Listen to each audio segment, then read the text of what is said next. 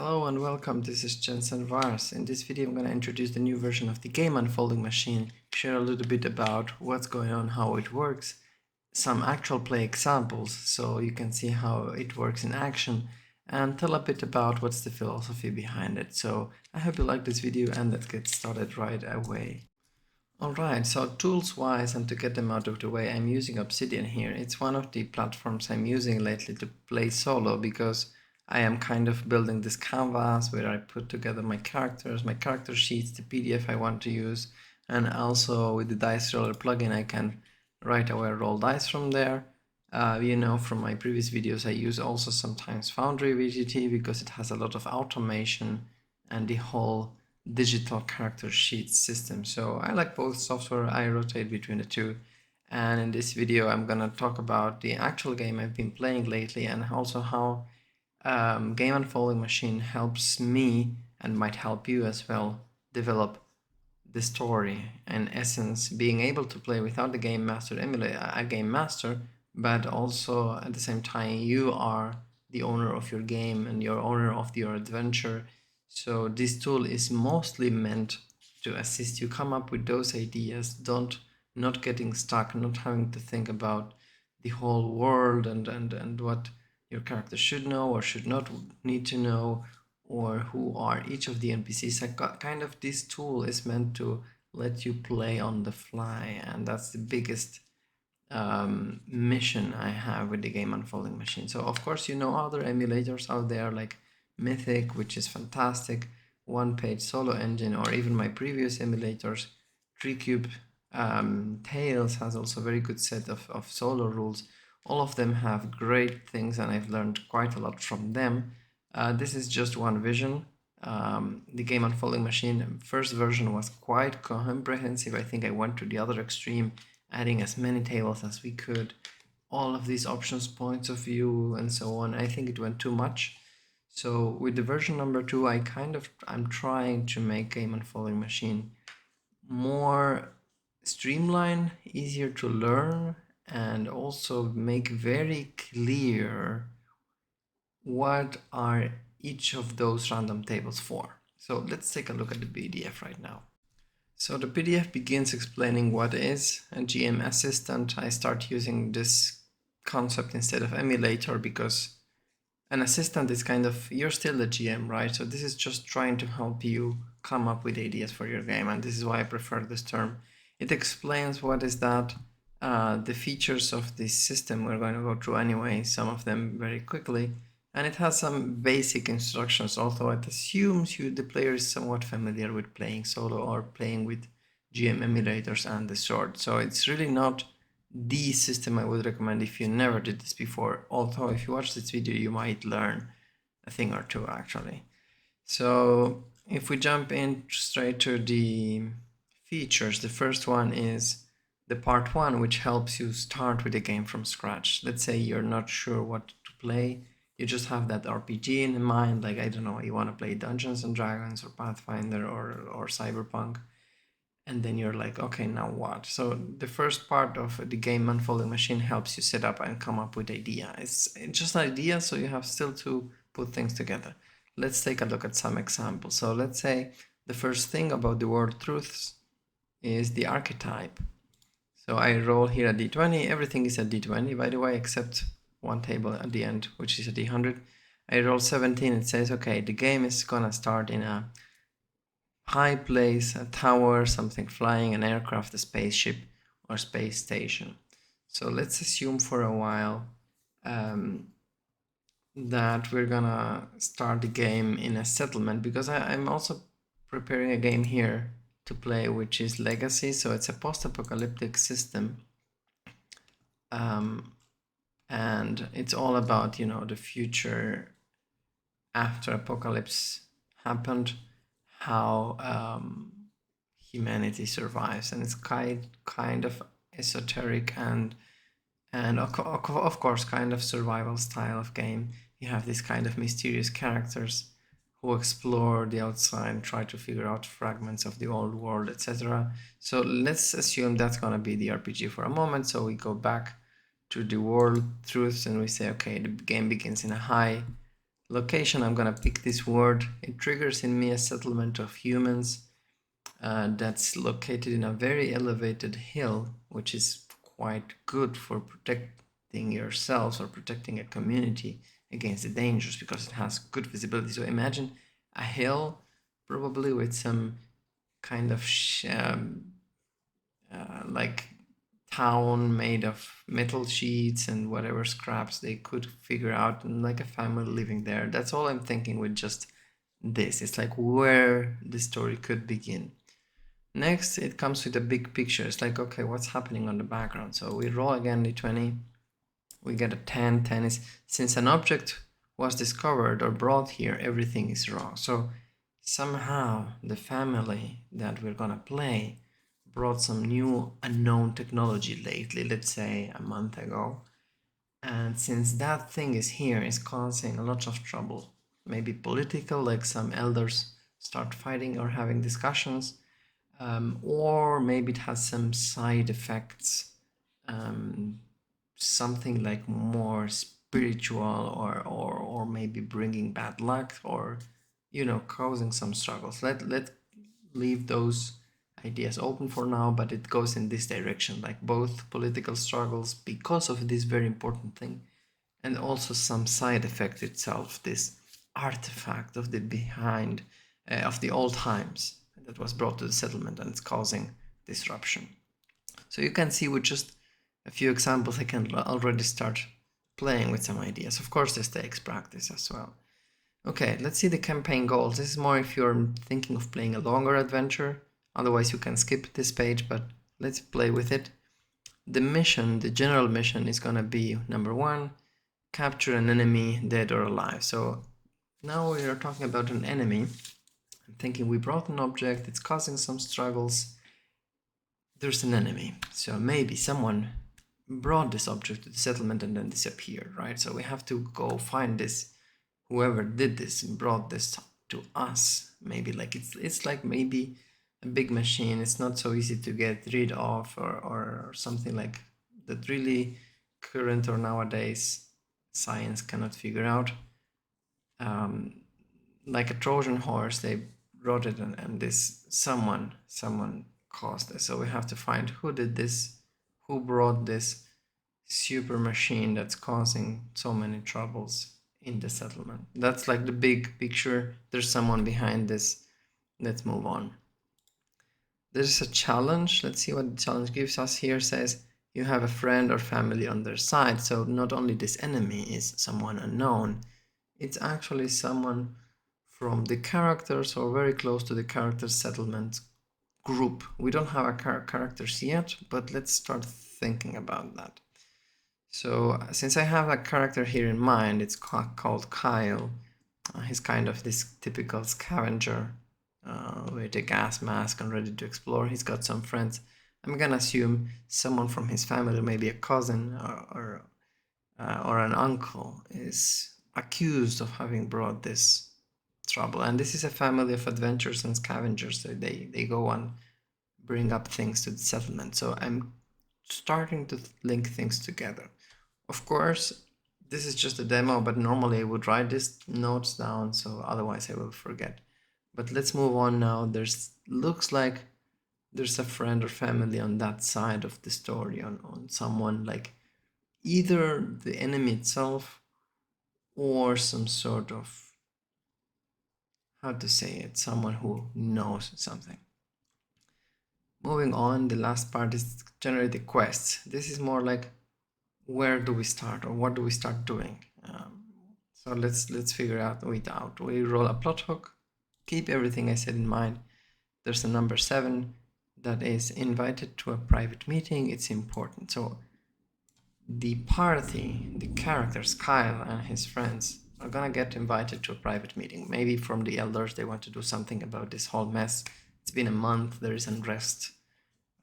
So that's how, like, maybe the first thing could be about. There's a caveat. We can roll it. There's a number 1. We don't know where the target is, of course. So that's nothing new, but they're gonna highlight that we don't yet know where the enemy is or whoever brought this artifact. But there's an initial lead. So then we roll d20.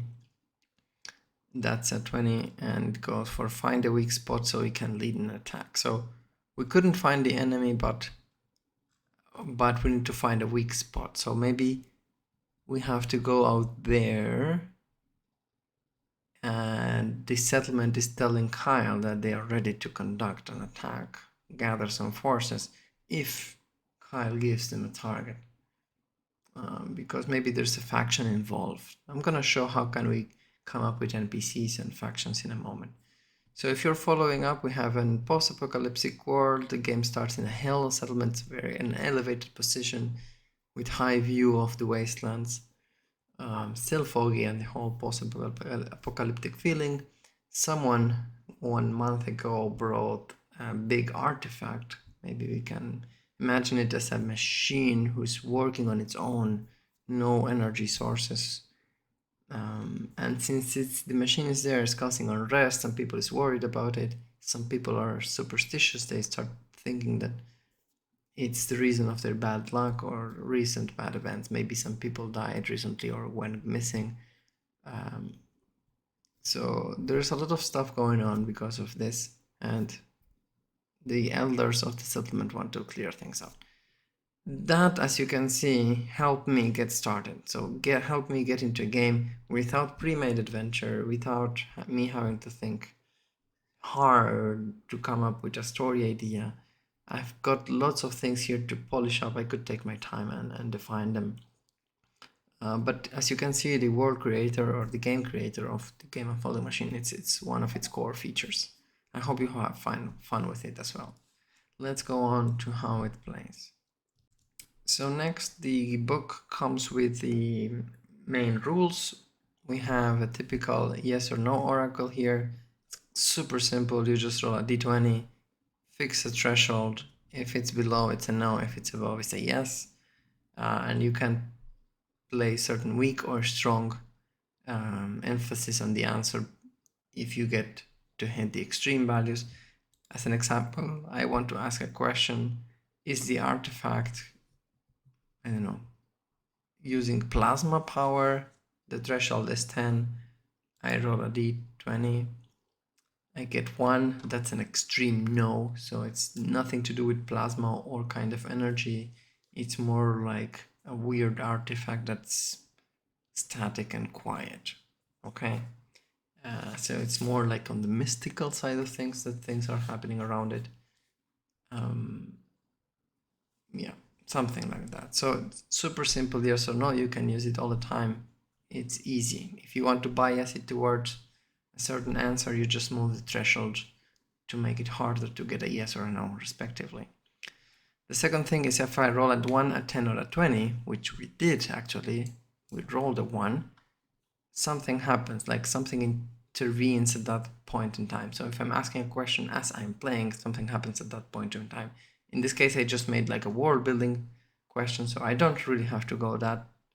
But if it would have happened as I was playing, maybe something happened at the time. Let's see an example. Let's say this question, I made it when Kyle was talking to the elders, asking some questions. I don't have to role play that scene. Maybe it's something that already happened. But if that would have been the case, there was an intervention at that time in the private meeting we talked about. What happened is an opportunity to find something. So something intervenes at that time and there's an opportunity to find something. Maybe Kyle at that time, he was like taking a look at this artifact. Nobody wants to touch it, but there's an opportunity to find something there. So maybe a lead or maybe a clue to who could have been. We can be arbitrary about that, like say, okay, maybe there were they have the symbol of a raider faction, or we can use the further tables I'm gonna show you next. Just follow along so far. This is an example. Then there's also voluntary proposal. So if you are making many assumptions and you say, hey, hold on, I don't want to drive the game so much. Is everything I'm assuming so far true? Let's say we want to check if the story as we are picturing it is just accurate or not, or it's fine. It's like a way of delegating your responsibility. If you roll 1 to 5, something would happen to that expectation. If not, just fine, move on. Let's say we rolled a number below 5, so I'm rolling a d6 as an example, number 4. It is true, but there is a complication, an obstacle, or something to deal with first. So it is true there's an artifact and everything, but there's a complication, something to deal with first. So maybe there are some super mutants attacking today, so we have to deal with the mutants before we can focus on the artifact problem. Just an example, this is how it works. I just validated my idea, and Game Unfolding Machine told me, hold on a second, there's something you should deal with first before you go on with your ideas. Great, I hope you're following. I'm going fast, I know, but I hope you are having a good takeaway out of this. I think this system is one of my favorites, but I always love my latest releases. Move on. Next tool is the scene design. Here you can generate scenes. Let's say, okay, Kyle decides to go out. You have to think hard. What happens next? Like, what's the next scene in my adventure? And I want some hex scroll or come up with ideas. Okay, there's this scene designer tool. You can roll 3 times d20. 16. There's a narrow or tight location. That's a 9. There are guards. Stealth, sneak swiftly, kind of skill tests. And 8 involves machinery. So with these 3 things, we can set up a scene. Of course, it takes effort, but at least it narrows down the options. So maybe Kyle goes out of the settlement, he crosses the woods, and he gets to a tunnel that's narrow or tight. He has to cross to get into the region where the clue he had where drives to, and there's someone taking guard there. So we can avoid them, confront them. It's up to Kyle's decision. And there's machinery there. That means maybe there is some sort of stationary weapons these guards are using. So maybe we could even sabotage that. I don't know. That could be just an idea of a scene. You come up with something, and that's your next scene. That's good for filler scenes when you want something in between, exploring a room, exploring a dungeon. It generates these kind of things, and then you come up with something. It's if you have an idea of what's there, it's fine, but many times you just go exploration and you're just like, what's next, right? So this is 3 times d20, so you have plenty of options here, 400 possible combinations of scenes. The same for battles. You have a fight and you want to spice it up and say, okay, there are vision difficulties, there's a lot of fog. 11 is there's the defender side is an advantage. Maybe the defender starts on a higher elevated position, or they have cover. And then number 8, the composition is the enemy has a dedicated protector or champion, something like a tank kind of character there on their side. So it helps you come up with things if you don't know them already. Plot discoveries, we can come back. Remember this the time where Kyle was like, we rolled and there was an intervention and we said, hey, there's an opportunity to learn something. I could come up myself with what I could learn, but I could also use the plot discovery tables. It's like, okay, let's learn something. A finding and a lead. Maybe we roll on this table because it would be a finding. So 7 stands for there's a secret location, passage, or headquarter.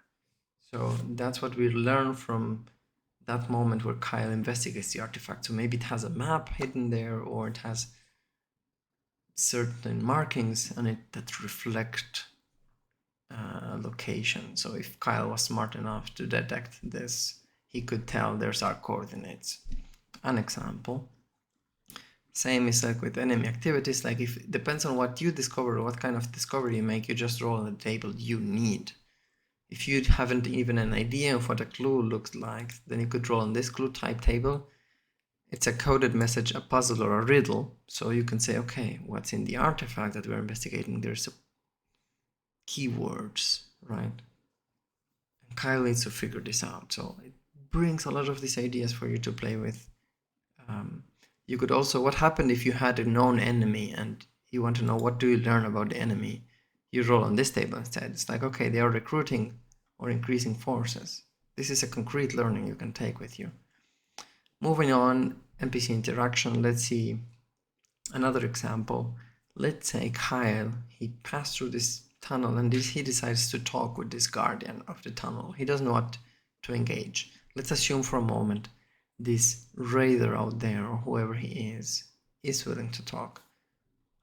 What is his attitude? We never heard of this man before, so we need this help.